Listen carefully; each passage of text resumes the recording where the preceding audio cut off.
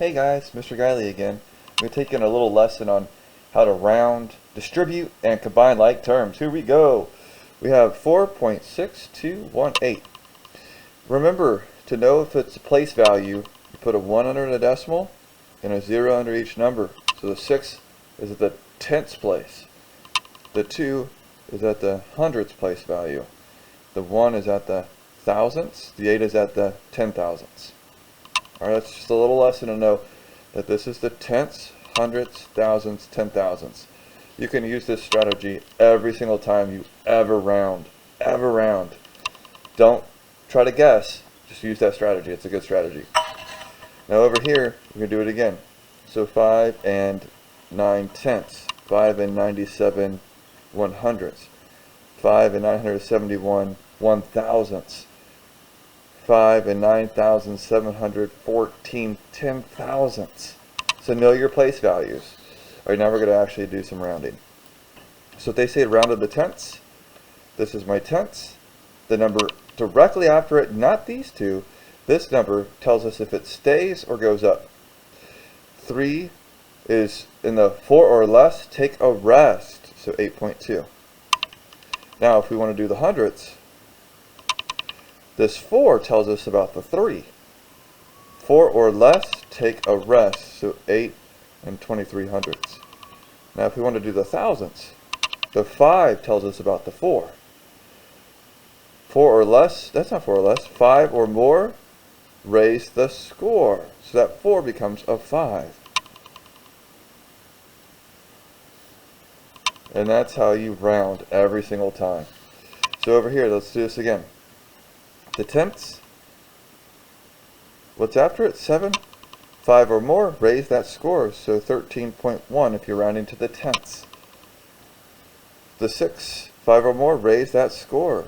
So 13.08. And that's how you do it over and over and over again. The thousands, the 10,000 spot dictates the thousandth spot. 5 or more, raise the score. 4 or less, take a rest. So that's something that you got to think about in every equation you ever do. If it tells you round to the tenths, make sure you're looking at the tenths, look at the hundredths. 4 or less, just leave it alone. 5 or more, raise that score. Don't miss an equation with all those steps just because you didn't round correctly. Distributive property. Distribute means to multiply, so 3 times x is 3x. Everything inside gets multiplied. That's 3 times negative 3, so it's negative 9. Do you remember what this negative right here represents? It's a negative 1. So negative 1 times a negative 2x is 2x. Negative 1 times 8 is negative 8. Yay! Over here, we have negative 6. It's kind of blurry, isn't it? Well, anyway, negative 6 times 2 is negative 12. And negative 6 times negative x, it's a negative 1x, is positive 6x. I noticed last week on the equations, or before spring break, a lot of kids were missing rounding, distributive. You would do this times this and keep it a positive 12. Remember, a negative times a positive is a negative. A negative times a negative is a positive. Remember those rules. This is combining like terms, adding and subtracting. I can only add a y with a y. So box up all my y's. That's a positive 1y. So 3y plus 1y is 4y. And that constant right here just slides down exactly how it is. That's combining like terms. So over here, we have negative 4y plus 1 plus 6, negative 1y. So negative 4y and negative 1y is negative 5y. 1 plus 6 is 7. And that's how you combine like terms. Nice and easy. Show your skills. Use a calculator if you struggle with adding and subtracting. It's okay.